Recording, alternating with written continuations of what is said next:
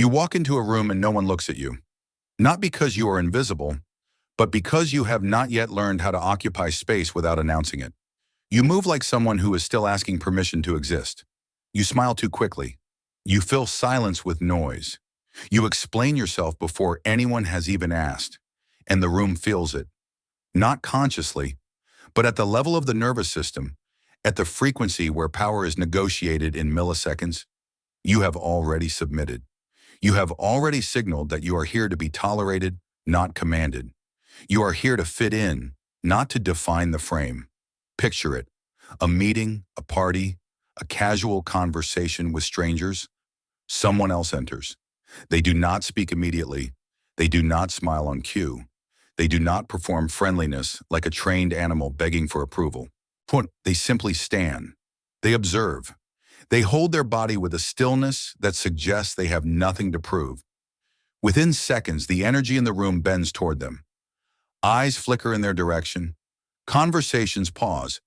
Even the loudest voice in the room becomes slightly quieter, as if subconsciously aware that a different frequency has entered the space. What just happened? Nothing. And that is the point. Attention is not seized, it is commanded. And it is commanded not through effort, but through the absence of effort, through the refusal to dilute yourself in the hope of being accepted, through the terrifying act of simply being present without apology. Niccolo Machiavelli understood this. He spent his life in the courts of Florence watching men rise and fall based not on their intentions, but on their presence. He observed that power is not what you say, it is what you do not say. It is not what you do, it is what you refuse to do. And the single most ruthless truth he uncovered was this: the moment you try to control how others perceive you, you lose control entirely. Because the act of trying is the signal, it is the scent of weakness. It tells the room that your internal stability depends on their approval, that you are not self-contained, that you are porous, leaking, desperate to be filled by the validation of strangers. And human beings, primal as we are, respond to that scent the way predators respond to blood in the water. Most people live their entire lives in a state of low-grade performance anxiety.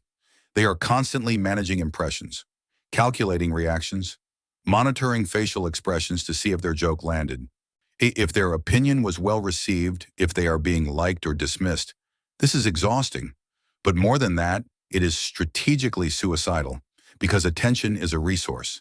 And like all resources, it flows towards scarcity, not abundance.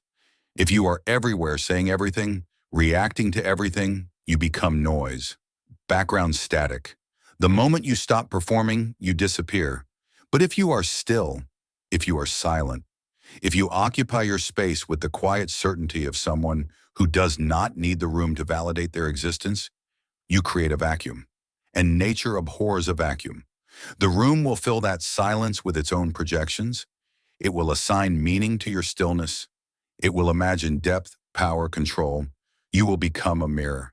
And when people look at you, they will see whatever they fear or desire most. This is the first law. Silence is not the absence of communication. It is the most powerful form of communication there is.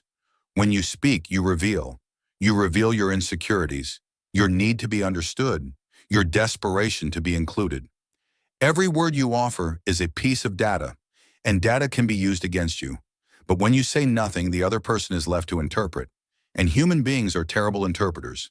They project their own anxieties, their own fears, their own hierarchies onto the blank canvas of your silence. Watch what happens when you refuse to fill the conversational void.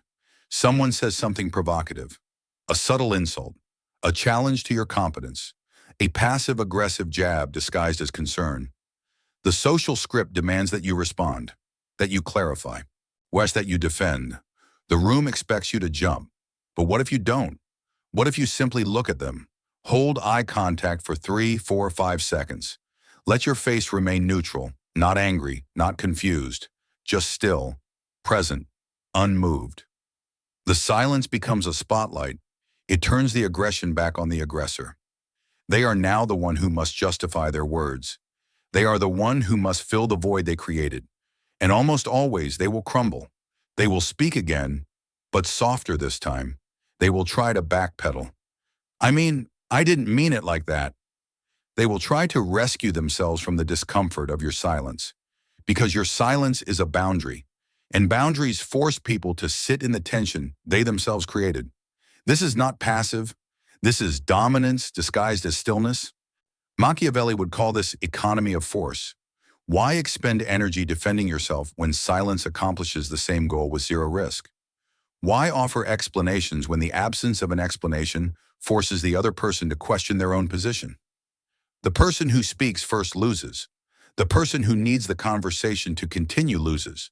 The person who cannot tolerate the discomfort of an unanswered question is the one who hands over their power. You must become comfortable in the void. You must train yourself to sit in the silence without flinching, without filling it with nervous laughter or clarifications or justifications. Because the silence is your fortress. It is the place where your internal reality remains untouched by the external chaos. And when others see that you are not disturbed by the silence, they realize you are not disturbed by them. That realization shifts everything. Attention is commanded by those who cannot be provoked. Think about the people who dominate every space they enter, the ones who seem to operate on a different frequency. They are not louder. They are not more charming. They are simply less reactive. When someone insults them, they do not flinch. When someone praises them, they do not light up. Their emotional state does not fluctuate based on the whims of the room. They are a fixed point, and the room orbits around that fixed point because it is the only stable reference in a sea of emotional volatility. This is the second law. Master your nervous system, or the world will master it for you. Every time you react emotionally to external stimuli, you are handing over the steering wheel. You are saying, you have the power to change my internal state. And once someone knows they have that power, they will use it. Not necessarily out of malice, but because human beings are wired to test for weakness, to find the buttons, to see what makes you jump. If you jump, you are controllable. If you do not jump, you are dangerous. Reactivity is the opposite of authority. Authority is calm. Authority is measured. Authority does not need to prove itself because it already knows what it is. Watch a chess master. Watch a surgeon. Watch someone who has spent years mastering their craft. They do not react to chaos. They observe it. They process it. And then they respond with precision. This is the energy you must cultivate. When someone tries to provoke you, your first instinct will be to defend, to explain, to correct the record. This instinct is biological. It is the limbic system screaming that you are under threat. But you are not under threat. Your ego is under threat. And your ego is not you. The moment you separate your sense of self from your ego, you become untouchable. You do not need to win the argument. You do not need to be understood. You do not need to be right. You need only to remain calm. Because calmness in the face of provocation is the ultimate status signal. It says, nothing you do can destabilize me. And that is terrifying to the manipulator. Because manipulators rely on your emotional volatility. They rely on your need to be seen as good, as competent, as right. When you remove that need, you remove their weapon. You become a black hole. Their attacks pass through you and disappear into nothing. Attention is not commanded by doing more. It is commanded by doing less. Watch someone who is desperate for attention. They are everywhere. They are loud. They are constantly moving, gesturing, performing. They fill every second of airtime with their presence because they are terrified that the moment they stop, they will be forgotten. And they are right. Because their presence is not rooted in substance. It is rooted in spectacle. And spectacle fades the moment the performance stops. Now watch someone who commands attention without effort. They move slowly. They speak rarely. When they do speak, their words land with weight because they are not competing with their own noise. They understand that every action, every word, every gesture is a signal, and signals lose their power when they are repeated too often. This is the third law, deliberate scarcity. You must become economical with your presence. Not because you are shy, not because you are insecure, but because you understand that value is created through scarcity, not abundance. If you are always available, always responsive, always eager to contribute, you become furniture. You become part of the background. The room stops noticing you because you are a constant. But if you withdraw, if you speak less, If you move with the precision of someone who does not waste energy on unnecessary gestures, the room starts to pay attention, because scarcity signals importance. Machiavelli advised that a prince should make himself rare, that his appearances should be events, not routines, that his words should be remembered because they are few, not forgotten because they are many. This applies to you. Stop trying to be liked by everyone. Stop trying to be included in every conversation. Stop performing for an audience that has not earned your performance. Reserve your energy for moments that matter. And when you do speak, when you do act, let it be with such precision and clarity that the room has no choice but to pay attention. Because attention is not given to those who ask for it. It is given to those who make it impossible to look away. There is a difference between confidence and certainty. Confidence is loud. It is performative.